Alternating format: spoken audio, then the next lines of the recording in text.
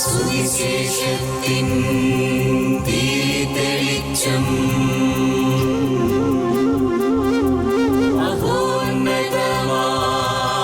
ആത്മാർപ്പണം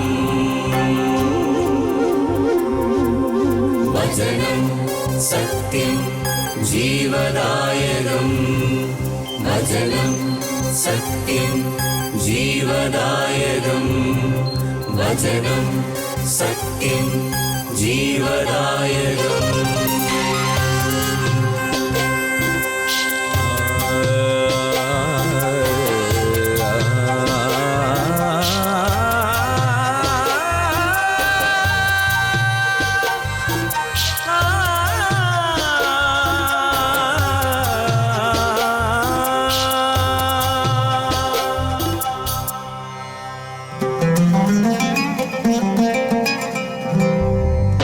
അധ്വാനിപ്പവർത്തൻ സിരകളിലൊഴുകും ജീവൻ പകരും ദിവ്യഭോജനം. അധ്വാനിപ്പവർത്തൻ സിരകളിലൊഴുകും ജീവൻ പകരും ദിവ്യഭോജനം. അതിരുകൾ ഭേദിക്കും സ്നേഹത്തിൻ രശ്മികൾ ഞങ്ങളെ ഉണർത്തുന്ന പുതിയ പ്രഭാതം. അതിരുകൾ ഭേദിക്കും സ്നേഹത്തിൻ രശ്മികൾ ഞങ്ങളെ ഉണർത്തുന്ന പുതിയ പ്രഭാതം. മന്ന മന്ന മന്ന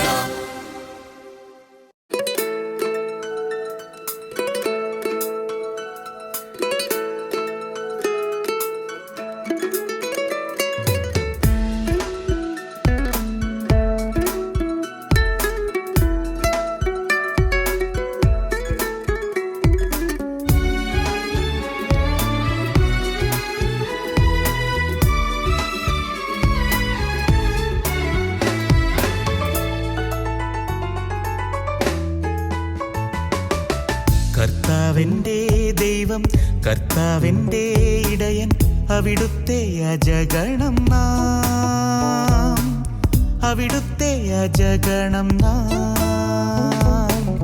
കർത്താവിൻ്റെ ദൈവം കർത്താവിൻ്റെ ഇടയൻ അവിടുത്തെ അജഗണം നാം അവിടുത്തെ അജഗണം നാം.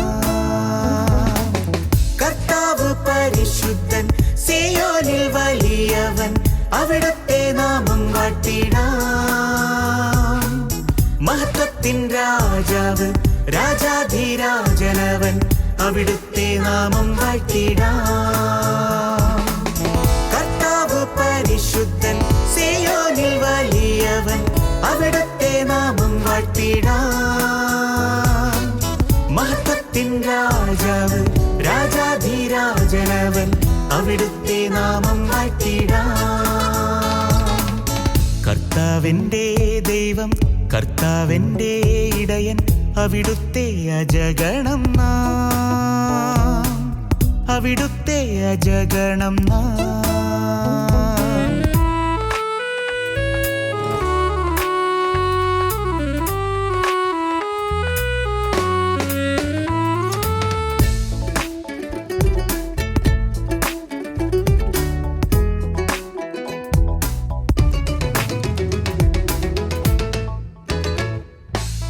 കർത്താവ് കരുണാമയൻ അവനെൻ്റെ പരിപാലകൻ. കർത്താവ് കരുണാമയൻ അവനെൻ്റെ പരിപാലകൻ. വഴിയും സത്യവും ജീവനുമായവനേ അവിടുത്തെ നാമം വാഴ്ത്തിടാം. വഴിയും സത്യവും ജീവനുമായവനേ അവിടുത്തെ നാമം വാഴ്ത്തിടാം. കർത്താവ് പരിശുദ്ധൻ സിയോനിൽ വലിയവൻ അവിടുത്തെ നാമം വാഴ്ത്തിടാം. മഹത്വത്തിൻ രാജാവ് രാജാധിരാജനവൻ അവിടുത്തെ നാമം വാഴ്ത്തിടാം. കർത്താവ് പരിശുദ്ധൻ സിയോനിൽ വലിയവൻ അവിടുത്തെ നാമം വാഴ്ത്തിടാം. മഹത്വത്തിൻ രാജാവ് രാജാധിരാജനവൻ അവിടുത്തെ നാമം വാഴ്ത്തിടാം.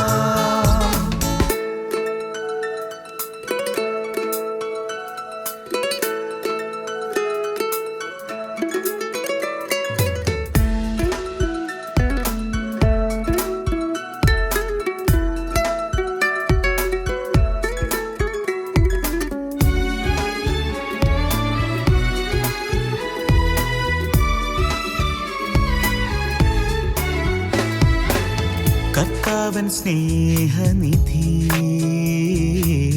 പാപങ്ങൾ ക്ഷമിക്കുന്നവൻ. കർത്താവൻ സ്നേഹനിധി പാപങ്ങൾ ക്ഷമിക്കുന്നവൻ.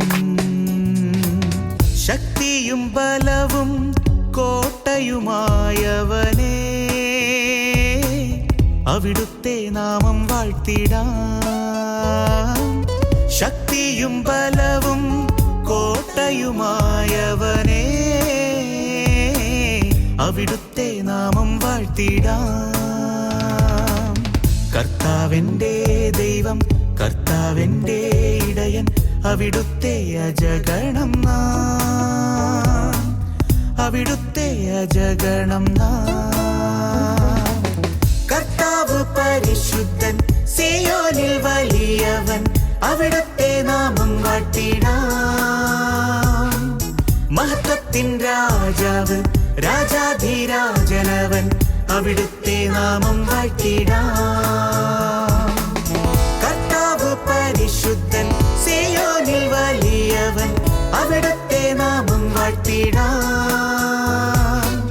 മഹത്വത്തിൻ രാജാവ് രാജാധിരാജനവൻ അവിടുത്തെ നാമം വാഴ്ത്തിടാം.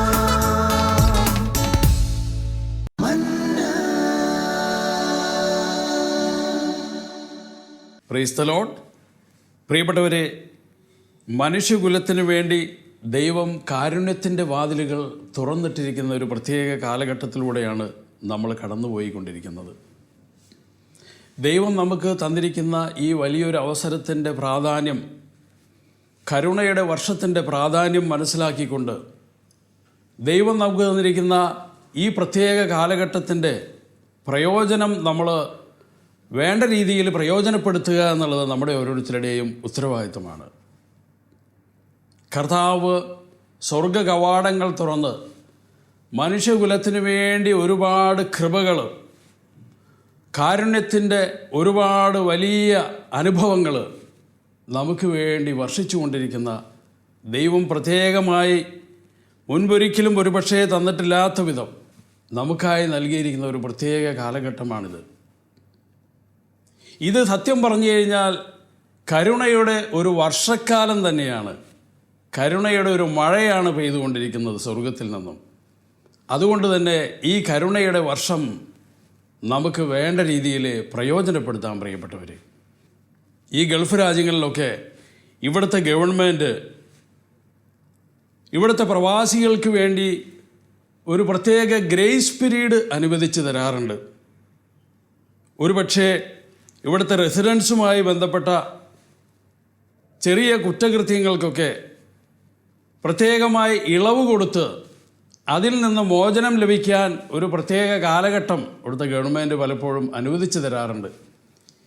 ഇങ്ങനെ ഒരു ഗ്രേസ് പീരീഡ് കിട്ടിക്കഴിഞ്ഞാൽ ഒരുപക്ഷെ വിസയുടെ കാലാവധി കഴിഞ്ഞിട്ടും ഇവിടെ നിൽക്കുന്ന ആളുകളൊക്കെ ആ ഗ്രേസ് പീരീഡ് തീരുന്നതിന് മുൻപ് തന്നെ അത് വേണ്ട രീതിയിൽ പ്രയോജനപ്പെടുത്താൻ ശ്രമിക്കും. പ്രിയപ്പെട്ടവരെ, ദൈവം നമുക്കായി തന്നിരിക്കുന്ന ഈ വലിയൊരു ഗ്രേസ് പീരീഡാണ് കരുണയുടെ കാലഘട്ടം. അതുകൊണ്ട് ഈ കാലഘട്ടത്തിൻ്റെ പ്രാധാന്യം എന്താണെന്ന് മനസ്സിലാക്കി ദൈവം മനുഷ്യകുലത്തിന് വേണ്ടി തന്നിരിക്കുന്ന ഈ വലിയ ഇളവ് നമുക്ക് വേണ്ട രീതിയിൽ പ്രയോജനപ്പെടുത്താനായിട്ട് ശ്രമിക്കാം. Price the Lord. ദൈവം കരുണാസമ്പന്നനാണെന്ന് വചനം പറയുന്നുണ്ട്. സങ്കീർത്തനം 103:8 ഇങ്ങനെ പറയുന്നു, കർത്താവ് ആർദ്രഹൃദയനും കാരുണ്യവാനുമാണ്. കർത്താവ് കാരുണ്യവാനാണെന്ന് പറയാൻ എളുപ്പമാണ്. പക്ഷേ നമ്മുടെ സ്വന്തം ജീവിതത്തിൽ കർത്താവിൻ്റെ ഈ കാരുണ്യം നമ്മൾ അനുഭവിച്ചറിയുന്നുണ്ടോ? പലപ്പോഴും കഷ്ടപ്പാടുകളിലൂടെയും ദുരിതങ്ങളിലൂടെയൊക്കെ കടന്നു പോകുമ്പോൾ നമ്മൾ സ്വയം ചോദിച്ചു പോകാറുണ്ട്, എവിടെയാണ് ഈ ദൈവം? കരുണാമയനായ ഈ ദൈവം എൻ്റെ കഷ്ടപ്പാട് കാണുന്നില്ലേ എന്ന് ഹൃദയപൂർവ്വം നമ്മളൊക്കെ ചോദിച്ചു പോകാറുണ്ട്. എന്നാൽ വചനം എന്താണ് നമ്മളോട് ആവശ്യപ്പെടുന്നതെന്ന് നമുക്ക് നോക്കാം. പ്രിയപ്പെട്ടവരെ, വിലാപങ്ങളുടെ പുസ്തകം 3-ാം അധ്യായം 19-ാം വാക്യത്തിൽ ദൈവം നമ്മളോട് ഇങ്ങനെ പറയുന്നുണ്ട്, എൻ്റെ കഷ്ടതയുടെയും അലച്ചലിൻ്റെയും ഓർമ്മ കൈപ്പേറിയ വിഷമാണ്. അതിനെപ്പറ്റി നിരന്തരം ചിന്തിച്ച് എൻ്റെ മനം തകരുന്നു. Price the Lord. പ്രിയപ്പെട്ടവരെ, ഒരു മനുഷ്യ വ്യക്തിയുടെ ജീവിതം മുന്നോട്ട് നയിക്കപ്പെടുന്നത് അവൻ്റെ മനസ്സിൻ്റെ ശക്തിയാണ്. വചനം പറയുകയാണ്, കഷ്ടപ്പാടിൻ്റെ അനുഭവം കൈപ്പേറിയ അനുഭവമാണ്. അത് കൈപ്പേറിയ വിഷം തന്നെയാണ്. എന്നാൽ അതിനെ ഓർത്തുകൊണ്ടിരിക്കുമ്പോൾ, അതിനെ ഓർക്കും തോറും എൻ്റെ മനസ്സ് തകരുന്നു. കഷ്ടപ്പാട് അതിനാൽ തന്നെ വിഷമമുള്ള കാര്യമാണ്. അതിൻ്റെ കൂടെ മനസ്സും കൂടെ തകർന്നാലുള്ള അവസ്ഥ എന്തായിരിക്കും? മനസ്സ് തകർന്ന ഒരു വ്യക്തിക്ക് എങ്ങനെയാണ് കഷ്ടപ്പാടുകളുടെ മധ്യത്തിൽ ജീവിതം മുന്നോട്ട് കൊണ്ടുപോകാനായിട്ട് സാധിക്കുക? എന്നാൽ മനസ്സ് തകരാതിരിക്കണമെങ്കിൽ നാം എന്ത് ചെയ്യണമെന്നാണ് ബൈബിൾ നമ്മളോട് ആവശ്യപ്പെടുന്നത്. തുടർന്നുള്ള വചനം എന്താണ് പറയുന്നത് നമുക്ക് നോക്കാം. വിലാപങ്ങളുടെ പുസ്തകം 3-ാം അധ്യായം 21-ാം വാക്യം, എന്നാൽ ഒരു കാര്യം ഞാൻ ഓർക്കുന്നു. പ്രിയപ്പെട്ടവരെ, ബൈബിളിൽ പലപ്പോഴും ഒരു കാര്യത്തെക്കുറിച്ച് പറയുന്നുണ്ടെങ്കിൽ അതിൻ്റെ അർത്ഥം അതിനെന്തോ പ്രാധാന്യമുണ്ടെന്നാണ്. എന്നാൽ ഒരു കാര്യം ഞാൻ ഓർക്കുന്നു. എന്താണ് ഈ ഒരു കാര്യം? വിലാപങ്ങളുടെ പുസ്തകം 3-ാം അധ്യായം 22-ാം വാക്യം, കർത്താവിൻ്റെ സ്നേഹം ഒരിക്കലും അസ്തമിക്കുന്നില്ല, അവിടുത്തെ കാരുണ്യം അവസാനിക്കുന്നില്ല. പ്രിയപ്പെട്ടവരെ, ഇതാ ഒരു കാര്യം നമ്മൾ ഓർക്കണമെന്ന് ബൈബിൾ നമ്മളോട് ആവശ്യപ്പെടുകയാണ്. എന്താണ് നമ്മൾ ഓർക്കേണ്ടത്? കഷ്ടപ്പാടുകളിലൂടെ കടന്നു പോകുന്ന വ്യക്തി സ്വാഭാവികമായും അവൻ്റെ കഷ്ടപ്പാടുകളെക്കുറിച്ചായിരിക്കും ഓർക്കുക. അതിനെക്കുറിച്ച് ഓർക്കും തോറും അത് കൂടുതൽ അവൻ്റെ മനസ്സിനെ തകർക്കുമെന്ന് ബൈബിൾ നമ്മളോട് ഓർമ്മിപ്പിക്കുകയാണ്. അത് അവനെ കൂടുതൽ നിരാശയിലേക്ക് നയിക്കും. അതുകൊണ്ട് ദൈവം നമ്മളോട് ആവശ്യപ്പെടുന്നു, ഈ ഒരു കാര്യം നീ ഓർക്കണം. കഷ്ടപ്പാടുകളിലൂടെ കടന്നു പോകുമ്പോൾ നീ എന്താണ് ഓർക്കേണ്ടത്? ദൈവത്തിൻ്റെ കാരുണ്യത്തെക്കുറിച്ച് നീ ഓർക്കണം. ദൈവത്തിൻ്റെ സ്നേഹം ഒരിക്കലും അസ്തമിക്കുന്നില്ല. ഈ ഒരു ചിന്ത, ഈ ഓർമ്മ നമ്മുടെ മനസ്സിലേക്ക് കടന്നു വരുമ്പോൾ തീർച്ചയായിട്ടും പ്രിയപ്പെട്ടവരെ, നമ്മുടെ മനസ്സ് തകരുകയില്ല. ദൈവത്തിൻ്റെ സ്നേഹത്തെക്കുറിച്ച് ഓർക്കുന്ന ഒരു വ്യക്തിയുടെ മനസ്സ് ഒരിക്കലും തകരുകയില്ലെന്നാണ് ഈ വചനഭാഗം നമ്മളെ ഓർമ്മിക്കുന്നത്. പ്രിയപ്പെട്ടവരെ, ഇസ്രായേൽ ജനം ദൈവത്തെ മനസ്സിലാക്കിയത് 2 രീതിയിലാണ്. ഒന്നാമതായിട്ട് അവർ ദൈവത്തെ സർവശക്തനായ ദൈവം, ശക്തനായ ദൈവമായിട്ടാണ് അവർ ദൈവത്തെ മനസ്സിലാക്കിയത്. തങ്ങളുടെ പ്രതിസന്ധികളിലൊക്കെ ദൈവം വന്ന് അത്ഭുതം പ്രവർത്തിച്ചതായിട്ടുള്ള അനുഭവം അവരുടെ ജീവിതത്തിലുണ്ട്. ചെങ്കടലിനെ 2ആക്കി, മരുഭൂമിയിലൂടെ അവർക്ക് വിശന്ന് വലഞ്ഞപ്പോൾ ദൈവം ആകാശത്തു നിന്നും മന്ന വർഷിച്ചു. ഇതാ കാടപ്പക്ഷികളെ വർഷിച്ചു. അവർക്ക് ദാഹിച്ചപ്പോൾ ദൈവം അത്ഭുതകരമായ രീതിയിൽ അവർക്ക് ദാഹജലം നൽകി മരുഭൂമിയിൽ. അങ്ങനെ സർവശക്തനായ ദൈവത്തെ അവർ മനസ്സിലാക്കി. Price the Lord. എന്നാൽ അതുപോലെ തന്നെ ഇസ്രായേൽ ജനം ദൈവത്തെ മനസ്സിലാക്കിയ മറ്റൊരു രീതി, ദൈവം വളരെ കർക്കശക്കാരനായ വിധിയാളനായിട്ടാണ് അവർ ദൈവത്തെ കണ്ടത്. തങ്ങൾ എപ്പോഴൊക്കെ എന്തെങ്കിലും കുറ്റം ചെയ്തുവോ, ദൈവത്തിനെതിരെ എന്തെങ്കിലും പാപം ചെയ്തുവോ, അതും നോക്കിയിരുന്നു കൊണ്ട് തക്ക സമയത്ത് കടന്നു വന്ന് തങ്ങളെ ശിക്ഷിക്കുന്ന വളരെ കർക്കശക്കാരനായ ഒരു വിധിയാളനായിട്ടാണ് അവർ ദൈവത്തെ കണ്ടത്. അപ്പോൾ ദൈവം വിചാരിച്ചു, ഇവരുടെ ഈ തെറ്റിദ്ധാരണ മാറ്റിക്കൊടുക്കാൻ സ്വന്തം പുത്രനെ മനുഷ്യനായിട്ട് അവരുടെ ഇടയിലേക്ക് വിടാമെന്ന് ദൈവം കരുതി. അങ്ങനെ യേശു ഈ ഭൂമിയിൽ ഒരു മനുഷ്യനായിട്ട് അവതരിച്ചു. പാപികളെ പിന്തുടർന്ന് ശിക്ഷിക്കുന്ന കർക്കശക്കാരനായ ഒരു ദൈവമാണ് താനെന്നുള്ള മനുഷ്യൻ്റെ തെറ്റിദ്ധാരണ മാറ്റിക്കൊടുക്കുവാൻ വേണ്ടി അവൻ പാപികളോടൊത്ത് ജീവിക്കുകയും പാപികളോടൊത്ത് ഭക്ഷണം കഴിക്കുകയും ചെയ്തു. അപ്പോൾ ഇതാ യഹൂദജനം വീണ്ടും ദൈവത്തെ കുറ്റപ്പെടുത്തി, യേശുവിനെ കുറ്റപ്പെടുത്തി. കണ്ടില്ലേ, ഇവനൊരു പ്രവാചകനായിരുന്നുവെങ്കിൽ ഇവൻ ഈ പാപികളെയൊക്കെ മനസ്സിലാക്കാമായിരുന്നില്ലേ? എന്തുകൊണ്ട് ഇവൻ പാപികളോടൊത്ത് ഭക്ഷണം കഴിക്കുന്നു എന്നുള്ളതായി പിന്നെ അവരുടെ ദൈവത്തെക്കുറിച്ചുള്ള ചിന്ത. Price the Lord. അങ്ങനെ പ്രിയപ്പെട്ടവരെ, ഇതാ കർത്താവ് ചിന്തിച്ചു. എന്നാൽ ഇവരുടെ പാപങ്ങളൊക്കെ അങ്ങ് ഏറ്റെടുത്ത് കാൽവരിയിലെ കുരിശിൽ ഇവർക്ക് വേണ്ടി അവസാന തുള്ളി രക്തം വരെയും ചിന്തിക്കൊണ്ട് ഇവരുടെ പാപങ്ങൾക്ക് പരിഹാരം ചെയ്യാമെന്ന് ദൈവം തീരുമാനിച്ചു. പാപികളെ പിന്തുടർന്ന് പാപികളെ ശിക്ഷിക്കുന്ന കർക്കശക്കാരനായ ഒരു വിധിയാളനല്ല ദൈവമെന്ന് മനസ്സിലാക്കി കൊടുക്കുവാൻ കർത്താവ് കാൽവരിയിലെ കുരിശിലേറി തൻ്റെ അവസാനത്തുള്ളി രക്തം വരെയും ചിന്തിക്കൊണ്ട് മനുഷ്യകുലത്തിൻ്റെ പാപത്തിന് പരിഹാരം ചെയ്യാൻ തയ്യാറായി. അപ്പോൾ ഇതാ യഹൂദജനം യേശുവിനെതിരെ വിരൽ ചൂണ്ടിക്കൊണ്ട് അവർ സംസാരിച്ചു. അവർ പറഞ്ഞു, കണ്ടില്ലേ ഒരു ദൈവം, നിസ്സഹായനായ ദൈവം, സ്വയം രക്ഷിക്കാൻ പോലും കഴിവില്ലാത്ത ദൈവം, ഇവരാണോ നമ്മളെ രക്ഷിക്കുന്ന ദൈവമെന്നായി പിന്നെ അവരുടെ പരാതി. പ്രിയപ്പെട്ടവരെ, അങ്ങനെ ഇസ്രായേൽ ജനം ദൈവത്തിൻ്റെ കരുണയുടെ കരങ്ങളെ അവർക്ക് മനസ്സിലാക്കാനായിട്ട് സാധിച്ചില്ല. എന്നാൽ പ്രിയപ്പെട്ടവരെ, കരുണയുടെ ഈ പ്രത്യേക വർഷത്തിൽ ദൈവം സ്വർഗ കവാടങ്ങൾ തുറന്ന് കരുണയുടെ മഹാമാരി വർഷിച്ചുകൊണ്ടിരിക്കുന്ന ഈ കരുണയുടെ വർഷത്തിൽ നമുക്ക് ദൈവത്തിൻ്റെ ഈ കരുണയെ പ്രത്യേകമായിട്ട് തിരിച്ചറിയുവാനും നമ്മുടെ ജീവിതത്തിൽ അത് പ്രയോജനപ്പെടുത്തുവാനും നമുക്ക് ശ്രമിക്കാം. Price the Lord. പ്രിയപ്പെട്ടവരെ, ഇസ്രായേൽ ജനത്തിൻ്റെ ഈജിപ്തിലെ കഷ്ടപ്പാട് കണ്ട് ദൈവം അവരെ മോശയുടെ നേതൃത്വത്തിൽ തേനും പാലും ഒഴുകുന്ന കാനാൻ ദേശത്തേക്ക് ആനയിച്ചു. കർത്താവ് ഇസ്രായേൽ ജനത്തോട് പറഞ്ഞു, നിങ്ങൾ ഇനി കഷ്ടപ്പെടേണ്ട, നിങ്ങൾക്ക് വേണ്ടി തേനും പാലും ഒഴുകുന്ന കാനാൻ ദേശത്തേക്ക് നിങ്ങളെ ഞാൻ ആനയിക്കാം. അങ്ങനെ അവർ മോശയുടെ പിന്നാലെ പുറപ്പെട്ടു. തേനും പാലും ഒഴുകുന്ന കാനാൻ ദേശത്തേക്ക് അവർ പുറപ്പെട്ടുവെങ്കിലും നമുക്കറിയാം അവരുടെ ജീവിതം മരുഭൂമിയിലൂടെ കഷ്ടപ്പാടുകളും ദുരിതങ്ങളും നിറഞ്ഞതായിരുന്നു. 40 വർഷക്കാലം അവരാ മരുഭൂമിയിലൂടെ അലഞ്ഞു നടന്നു. ആയുസ്സിൻ്റെ ഒരു വലിയ പങ്കും ഇതാ അവർ ആ മരുഭൂമിയിൽ തന്നെ ചെലവഴിച്ചു. അവർ പലപ്പോഴും ദൈവത്തോട് പിറുപിറുക്കുന്നുണ്ട്, മോശയോട് ചോദിക്കുന്നുണ്ട്, ഇതിനു വേണ്ടിയാണോ ഞങ്ങളെ ഈ മരുഭൂമിയിൽ കിടന്ന് കഷ്ടപ്പെടാൻ വേണ്ടിയാണോ ഞങ്ങളെ ഈജിപ്തിൽ നിന്നും മോചിപ്പിച്ചു കൊണ്ടുവന്നത്? പ്രിയപ്പെട്ടവരെ, ഇതാ ദൈവം ഇസ്രായേൽ ജനത്തിന് വാഗ്ദാനം ചെയ്തത് ഈ ഭൂമിയിലെ ഏതെങ്കിലും ഒരു ഭൂപ്രദേശം മാത്രമായിരുന്നില്ല.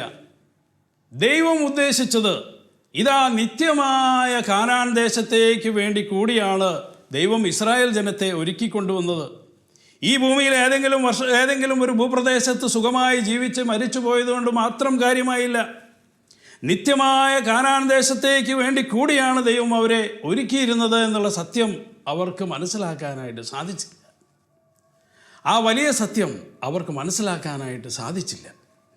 പ്രിയപ്പെട്ടവരെ, ഇതാ 1 പത്രോസ് 5:10 ഇങ്ങനെ പറയുന്നുണ്ട്, തൻ്റെ നിത്യമഹത്വത്തിലേക്ക് ക്രിസ്തുവിൽ നിങ്ങളെ വിളിച്ചിരിക്കുന്ന അനുഗ്രഹദാതാവായ ദൈവം നിങ്ങളെ അല്പകാലത്തെ സഹനത്തിന് ശേഷം പൂർണ്ണരാക്കുകയും സ്ഥിരീകരിക്കുകയും ശക്തരാക്കുകയും ചെയ്യും. Price the Lord. അതേ പ്രിയപ്പെട്ടവരെ, അല്പകാലത്തെ സഹനം നമ്മുടെ ജീവിതത്തിൽ ഉണ്ടെങ്കിലും ദൈവത്തിന് വലിയ പദ്ധതിയുണ്ട്. അത് നിത്യമഹത്വത്തെ ലക്ഷ്യമാക്കിക്കൊണ്ടുള്ളതാണ്. ഇതാ ദൈവം നമ്മളെ സ്ഥിരീകരിക്കുന്നു, പൂർണ്ണരാക്കുന്നു, ദൈവം നമ്മളെ ശക്തിപ്പെടുത്തുന്നു. അതുകൊണ്ട് ഈ സഹനത്തിൻ്റെയും ഈ കഷ്ടപ്പാടുകളിലേക്ക് പുറകിൽ നമ്മൾ പൂർണ്ണതയിലേക്ക് നയിച്ച് അതിൻ്റെ അവസാനം നിത്യമഹത്വത്തിലേക്ക് നമ്മളെ കൂട്ടിക്കൊണ്ടുപോകാനുള്ള ഒരു വലിയ പദ്ധതി ദൈവത്തിനുണ്ട് എന്ന് ഈ കരുണയുടെ വർഷത്തിലെങ്കിലും നമ്മൾ പ്രത്യേകമായിട്ട് തിരിച്ചറിയണം. പ്രിയപ്പെട്ടവരെ, ഏശയ്യാ പ്രവാചകൻ്റെ പുസ്തകത്തിൽ ദൈവം നമ്മളോട് ഇങ്ങനെ സംസാരിക്കുന്നുണ്ട്. ഏശയ്യാ പ്രവാചകൻ്റെ പുസ്തകം 54:10, മലകൾ അകന്നുപോയേക്കാം, കുന്നുകൾ മാറ്റപ്പെട്ടേക്കാം, എന്നാൽ എൻ്റെ അചഞ്ചലമായ സ്നേഹം നിന്നെ പിരിയുകയില്ല.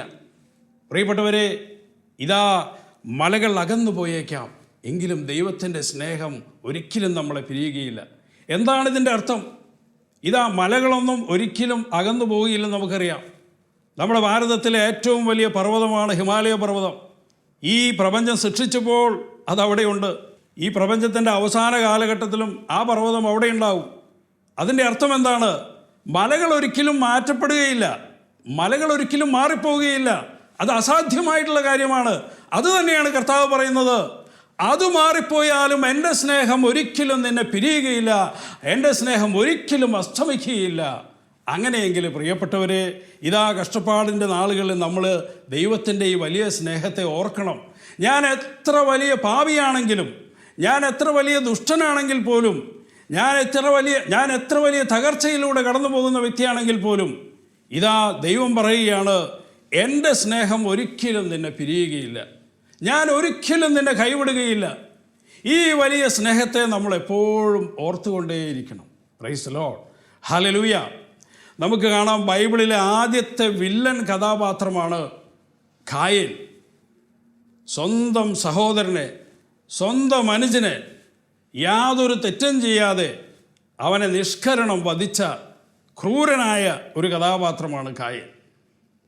ബൈബിളിലൂടെ നോക്കിക്കഴിഞ്ഞാൽ നമുക്ക് അത്ഭുതകരമായൊരു യാഥാർത്ഥ്യം മനസ്സിലാക്കാൻ സാധിക്കും. ദൈവം ഈ നല്ലവനായ നിഷ്കളങ്കനായ ആബേലിന് ഒരിക്കലും പ്രത്യക്ഷപ്പെട്ടതായിട്ട് ബൈബിളിൽ കാണുന്നില്ല. ദൈവം അവൻ്റെ ബലിയെ സ്വീകരിച്ചു. ദൈവത്തിന് പ്രസാദകരമായ ബലിയാണ് ആബേൽ അർപ്പിച്ചത്. പക്ഷേ ഈ ആബേലിന് ഒരിക്കലും ദൈവം പ്രത്യക്ഷപ്പെട്ടതായിട്ട് ബൈബിളിൽ പറയുന്നില്ല. എന്നാൽ ദുഷ്ടനായ ഈ കായേന് ദൈവം 2 പ്രാവശ്യം പ്രത്യക്ഷപ്പെടുന്നുണ്ട്. 2 പ്രാവശ്യം ദുഷ്ടനായ ഈ കായേന് ദൈവം പ്രത്യക്ഷപ്പെടുന്നതായി ഉൽപ്പത്തി പുസ്തകത്തിൽ നമ്മൾ വായിക്കുന്നുണ്ട്. ആദ്യം അവൻ്റെ മുഖം കറുത്തുപോയിപ്പോൾ ആബേലിൻ്റെ ബലി ദൈവം സ്വീകരിക്കുകയും തൻ്റെ ബലിയിൽ ദൈവം പ്രസാദിക്കാതിരിക്കുകയും ചെയ്തപ്പോൾ അവൻ്റെ മുഖം കറുത്തു. ദൈവം ഉടനെ തന്നെ കായേന് പ്രത്യക്ഷപ്പെടുന്നുണ്ട്. എന്നിട്ട് കായേനോട് പറയുന്നുണ്ട്, നീയും നന്നായി ജീവിക്ക്, നിൻ്റെ ജീവിതത്തിൽ മാറ്റങ്ങൾ വരുത്ത്, നിൻ്റെ ബലിയും ദൈവം സ്വീകരിക്കും, നിൻ്റെ ബലിയിലും ഞാൻ പ്രസാദിക്കുമെന്ന് ദൈവം കായേന് പ്രത്യക്ഷപ്പെട്ട് പറയുന്നുണ്ട്. മാത്രമല്ല, കായേനോട് ദൈവം മുന്നറിയിപ്പ് നൽകുന്നുണ്ട്. പാപം നിൻ്റെ പടിവാതിക്കൽ ഒളിച്ചിരിപ്പുണ്ട്, നിന്നെ കാത്തിരിക്കുന്നുണ്ട് പാപം, അതുകൊണ്ട് നീ സൂക്ഷിക്കണമെന്നുള്ള മുന്നറിയിപ്പ് നൽകാൻ വേണ്ടി ദൈവം കായേന് പ്രത്യക്ഷപ്പെടുന്നുണ്ട്. കായേൻ ദൈവത്തിൻ്റെ ഈ വാക്കുകളെയൊന്നും വകവെച്ചില്ല. കായേൻ്റെ ഉള്ളിൽ അസൂയ മൂത്തു. യാതൊരു തെറ്റും ചെയ്യാത്ത സഹോദരനെ കായേൻ നിഷ്കരണം വധിക്കുകയാണ്. പ്രിയപ്പെട്ടവരെ, അതിനുശേഷം എന്താണ് സംഭവിക്കുന്നത്? ഇതാ ദൈവം വീണ്ടും കായേന് പ്രത്യക്ഷപ്പെടുകയാണ്. ഇതാ, നിന്റെ സഹോദരൻ്റെ രക്തം വീണ ഈ ഭൂമി ഇനി നിനക്ക് ഫലം തരികയില്ല. ഭൂമി ഫലം തരികയില്ല, പാപത്തിൻ്റെ പരിണിത ഫലം. താൻ ചെയ്ത തെറ്റിൻ്റെ ഗൗരവം മനസ്സിലാക്കിയപ്പോൾ കായേൻ എന്ത് ചെയ്തു? കായേൻ കരുണയ്ക്ക് വേണ്ടി പ്രാർത്ഥിക്കുകയാണ്. കർത്താവേ, ഇതെനിക്ക് താങ്ങാവുന്നതിനേക്കാളും വലുതല്ലേ? കായേൻ്റെ കരച്ചിൽ കേട്ടപ്പോൾ ഇതാ പ്രിയപ്പെട്ടവരെ, കരുണയ്ക്ക് വേണ്ടിയുള്ള പ്രാർത്ഥന കർത്താവിൻ്റെ കരളലിയുന്ന പ്രാർത്ഥനയാണ്. കരുണയ്ക്ക് വേണ്ടിയുള്ള യാചന, കർത്താവേ, ഇതെനിക്ക് താങ്ങാവുന്നതിനേക്കാളും വലുതല്ലേ എന്ന് കായേൻ പറഞ്ഞ് കരഞ്ഞപ്പോൾ കർത്താവ് എന്താണ് ചെയ്തത്? പ്രിയപ്പെട്ടവരെ നോക്കുക, കർത്താവ് തൻ്റെ മുദ്രയെടുത്ത് ആ കായേൻ്റെ ദേഹത്ത് പതിപ്പിക്കുകയാണ്.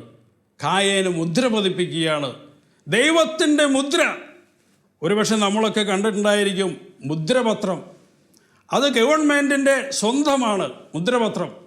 ഇതാ പ്രിയപ്പെട്ടവരെ, ദൈവം കായേൻ്റെ മുകളിൽ തൻ്റെ മുദ്ര പതിപ്പിച്ചപ്പോൾ അതിൻ്റെ അർത്ഥം, ഇവനിനി എൻ്റെ സ്വന്തമാണ്, ഇവനിനി എൻ്റെ സ്വന്തമാണ്, ആർക്കും ഇവനെ ഇനി തൊടാൻ സാധിക്കുകയില്ല.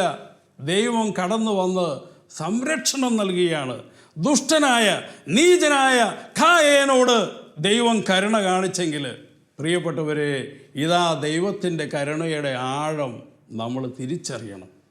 പ്രിയപ്പെട്ടവരെ, ഉൽപ്പത്തി പുസ്തകം 6-ാം അധ്യായത്തിൽ നമ്മൾ കാണുന്നുണ്ട്, ദൈവം ആ നോഹയുടെ കാലഘട്ടത്തിൽ മനുഷ്യകുലത്തെ മുഴുവൻ പ്രളയം അയച്ച് ശിക്ഷിക്കുന്നതായിട്ട് നമ്മൾ കാണുന്നുണ്ട്. പലപ്പോഴും ഒരുപക്ഷെ നമ്മുടെ ബുദ്ധിക്ക് ഇത് മനസ്സിലാക്കാൻ സാധിക്കാറില്ല. ദൈവം കരുണാമയനാണെങ്കിൽ എന്തുകൊണ്ട് ആ ജലപ്രളയം അയച്ച് ആ ജനങ്ങളെയൊക്കെ നശിപ്പിച്ചു കളഞ്ഞു? നമ്മൾ തുടർന്ന് വായിക്കുന്നുണ്ട്, ഇതാ അവിടെയുള്ള ആ ജനങ്ങളുടെ മുഴുവൻ ചിന്തയും ഭാവനയും മുഴുവൻ നശിച്ചതായി തീർന്നു, ദുഷിച്ചതായി തീർന്നു. ദൈവം പറയുകയാണ്, മനുഷ്യരെല്ലാം ദുർമാർഗികളായി തീർന്നു.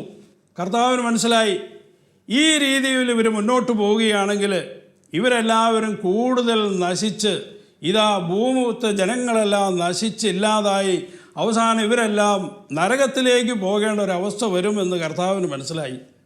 അതുകൊണ്ട് കർത്താവ് വിചാരിച്ചു, ഇനി ഇവരിങ്ങനെ തുടർന്നിട്ട് കാര്യമില്ല, ഇവരെ വേറൊരു സ്ഥലത്തേക്ക് മാറ്റാമെന്ന് ദൈവം ചിന്തിച്ചു. അതെവിടേക്കാണ് ദൈവം അവരെ മാറ്റിയത്? ഉൽപ്പത്തി പുസ്തകം 6-ാം അധ്യായത്തിൻ്റെ തുടർക്കഥ POC ബൈബിളിൻ്റെ അടിക്കുറിപ്പിൽ നമുക്ക് കാണാൻ സാധിക്കും. 1 പത്രോസ് 3-ാം അധ്യായത്തിലാണ് അവിടെ പറയുന്നത്.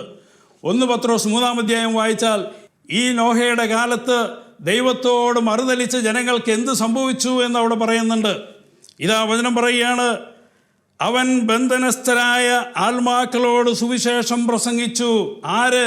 ഉത്തിതനായ കർത്താവ്, ഉത്തിതനായ യേശു ബന്ധനസ്ഥരായ ആത്മാക്കളോട് സുവിശേഷം പ്രസംഗിച്ചു. തുടർന്ന് വായിക്കണമേ പ്രിയപ്പെട്ടവരെ. അവരാകട്ടെ നോഹിൻ്റെ കാലത്ത് പെട്ടകം പണിയപ്പെട്ടപ്പോൾ ക്ഷമാപൂർവം കാത്തിരുന്ന ദൈവത്തെ അനുസരിക്കാത്തവരായിരുന്നു. നോഹിൻ്റെ കാലത്ത് പെട്ടകം പണിയപ്പെട്ടപ്പോൾ ക്ഷമാപൂർവം ദൈവത്തെ അനുസരിക്കാത്തവരായിരുന്നു. അവരായിരുന്നു ബന്ധനസ്ഥരായ ആത്മാക്കൾ. അവരുടെ അടുത്ത് പോയി ഉത്തിതനായ കർത്താവ് സുവിശേഷം പ്രസംഗിച്ചു എന്നാണ് പറയുന്നത്. Price the Lord. പ്രിയപ്പെട്ടവരെ, കർത്താവ് എത്രയോ കരുണാമയനാണ്. അവരെ ദൈവത്തിന് വേണമെങ്കിൽ ഇതാ ദുഷ്ടരായി ജീവിച്ച അവരെ നേരിട്ട് നരകത്തിലേക്ക് പറഞ്ഞയക്കാമായിരുന്നു. ദൈവം അവരെ ബന്ധനസ്ഥരാക്കി എന്ന് വെച്ച് കഴിഞ്ഞാൽ ഇതാ അവർ ശുദ്ധീകരണ സ്ഥലത്തായിരുന്നു. ആ ശുദ്ധീകരണ സ്ഥലത്തായിരുന്ന ആത്മാക്കളോട് ദൈവം സുവിശേഷം പ്രസംഗിച്ചു എന്ന് പറഞ്ഞാൽ ഇതാ അവരുടെ ജീവിതത്തിലും ദൈവം ഒരു വിശുദ്ധീകരണത്തിനുള്ള അവസരം ഒരുക്കി കൊടുക്കുകയാണ്. നമ്മുടെ കർത്താവ് എത്രയോ കരുണാമയനാണ്. നമ്മൾ ഈ ലോകത്തിലെ, ഈ വസ്തുലോകത്തിലെ കഷ്ടനഷ്ടങ്ങളെ മാത്രം വിലയിരുത്തിക്കൊണ്ട് ദൈവം ഇതാ കർക്കശക്കാരനായ വിധിയാളനാണ്, അവൻ ക്രൂരനായ വിധിയാളനാണെന്ന് വിധി എഴുതിക്കൊണ്ട് പ്രിയപ്പെട്ടവരെ പലപ്പോഴും ദൈവത്തോട് മറുതലിച്ച് ജീവിക്കുന്ന മനുഷ്യരെ നമുക്ക് കാണാം. ഇനി ദൈവത്തിൻ്റെ കാരുണ്യം നമുക്ക് എത്രയോ മനസ്സിലാക്കാൻ ഇതിലപ്പുറം എന്ത് വേണം? ദൈവം തന്നെ ഇറങ്ങി വന്നില്ലേ? തൻ്റെ അവസാന തുള്ളി രക്തം വരെയും നമുക്ക് വേണ്ടി ചിന്തിയില്ലേ? ഇതാ മക്കളെ, ഇനി നിങ്ങൾക്ക് തരാൻ എൻ്റെ കയ്യിൽ ഒന്നും ബാക്കിയില്ല എന്ന് പറഞ്ഞുകൊണ്ട് ഇത്ര വലിയ കരുണാമയനായ ദൈവത്തെ നമ്മൾ തിരിച്ചറിഞ്ഞില്ലെങ്കിൽ പ്രിയപ്പെട്ടവരെ, ഈ കരുണയുടെ വർഷം നമ്മുടെ ജീവിതത്തിൽ പാഴായിപ്പോകും. ഈ കാരുണ്യം നമ്മുടെ ജീവിതത്തിൽ അനുഭവിക്കാൻ ഒരേ ഒരു കാര്യം മാത്രമേ ദൈവം നമ്മളോട് ആവശ്യപ്പെടുന്നുള്ളൂ. ലൂക്കായുടെ സുവിശേഷം 6-ാം അധ്യായം 36-ാം വാക്യത്തിൽ കർത്താവ് പറയുന്നുണ്ട്, നിങ്ങളുടെ പിതാവ് കരുണയുള്ളവനായിരിക്കുന്നത് പോലെ നിങ്ങളും കരുണയുള്ളവരായിരിക്കുവിൻ. ഇത്രേ ദൈവം നമ്മളോട് ആവശ്യപ്പെടുന്നുള്ളൂ. നമ്മൾ മറ്റുള്ളവരോട് കരുണയുള്ളവരായിരുന്നാൽ മതി. ബാക്കിയെല്ലാം ദൈവം നമ്മളോട് കരുണ കാണിച്ചു കൊള്ളും. പ്രിയപ്പെട്ടവരെ, ഈ ദൈവത്തിൻ്റെ കരുണ ലഭിക്കുവാൻ ദൈവം നമ്മളോട് ആവശ്യപ്പെടുന്നത് ഒരേ ഒരു കാര്യം മാത്രമേ ഉള്ളൂ. ദൈവം നമ്മളോട് കരുണ കാണിക്കുന്നത് പോലെ നമ്മളും മറ്റുള്ളവരോട് കരുണ കാണിച്ചാൽ മാത്രം മതി. പ്രിയപ്പെട്ടവരെ, അതുകൊണ്ട് ഈ കരുണയുടെ വർഷം നമ്മുടെ സഹോദരങ്ങളോട് കരുണ കാണിച്ചുകൊണ്ട്, കരുണയുടെ പ്രവൃത്തികൾ ചെയ്തുകൊണ്ട് ദൈവം സ്വർഗകവാടങ്ങൾ തുറന്ന് നമുക്ക് തരുന്ന കരുണയുടെ വലിയ അനുഗ്രഹങ്ങൾ സ്വന്തമാക്കാനായിട്ട് നമുക്കൊരുങ്ങാം. അതിനുവേണ്ടി നമുക്ക് പ്രാർത്ഥിക്കാം. പിതാവിൻ്റെയും പുത്രൻ്റെയും പരിശുദ്ധാത്മാവിൻ്റെയും നാമത്തിൽ ആമേൻ. കുരിശ് രക്ഷയുടെ അടയാളമാണ്. സ്നേഹത്തിൻ്റെയും പങ്കുവെക്കലിൻ്റെയും മഹത്തായ അനുഭവം. ആ വലിയ രക്ഷയുടെ സാന്നിധ്യം നമ്മുടെ ജീവിതത്തെ സമ്പൂർണ്ണമാക്കട്ടെ. ഏവർക്കും ക്രിസ്തു സ്നേഹവും സമാധാനവും നേരുന്നു. പ്രാർത്ഥനയിൽ നമുക്ക് പരസ്പരം ഓർമ്മിക്കാം. നിങ്ങളുടെ അഭിപ്രായങ്ങളും നിർദ്ദേശങ്ങളും ഞങ്ങളെ അറിയിക്കാൻ മറക്കരുത്.